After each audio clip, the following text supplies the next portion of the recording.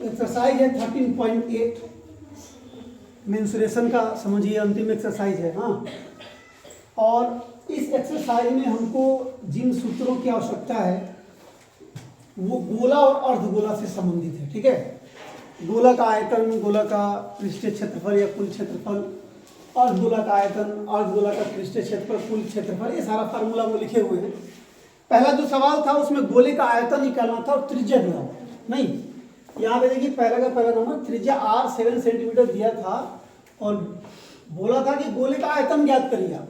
तो गोले का आयतन का फार्मूला क्या होता है? 4/3 πr। अगर अर्धगोला का आयतन रहता तो क्या लिखते हैं? 2/3 πr। गोला में 4/3 πr³ और अर्धगोला में 2/3 ठीक है, तो मैंने 4/3 लिखा, πr³ फार्मूला लिख दिया। 4/3 रहा, पाई का वैल्यू कितना लेंगे? क्योंकि अगर 3.14 लेना होगा तो वो मेंशन करेगा कि आपको पाई का ये वैल्यू लेना है। तो 22/7 लिए, r³ का मतलब है r को 3 बार गुना करेंगे, तो लिखे 7 × 7 × 7। अब इसको कैलकुलेट किए, 7 से 7 कट गया। आप कटा के यहाँ पे जो है लिख सकते हैं कि 7 से 7 कटा 1 बार। ठीक है, अब क्या किए, ऊपर से सबको गुना कर रहे हैं। ये 22 में 4 से किया 88, 7 में 7 से गुना किया 49 और बाई कितना है 3। इन सबको गुना किए तो इतना आया और बाई 3 रह गया। हम यहाँ पे ही आंसर लिख देंगे।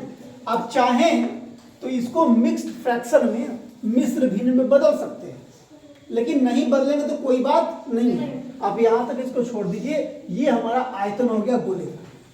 इसका अगला सवाल मैंने छोड़ा है आपके लिए, सेकेंड नंबर, आप खुद से बनाइएगा ठीक, इसी बेस पर।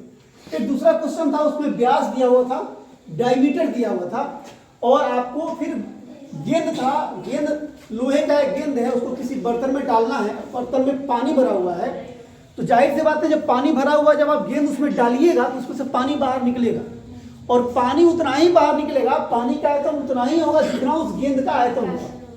नहीं, ये रूल भी है, फिजिक्स में भी पढ़ना है, आर्किमिडीज लॉ से भी कनेक्ट है ये।